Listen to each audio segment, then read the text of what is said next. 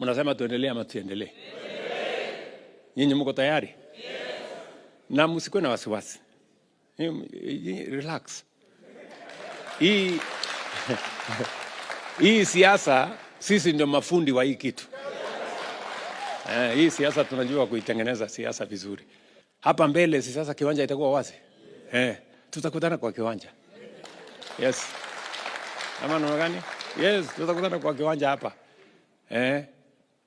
Ndio tukubaliane nani yako na sera. Nani yako na track record.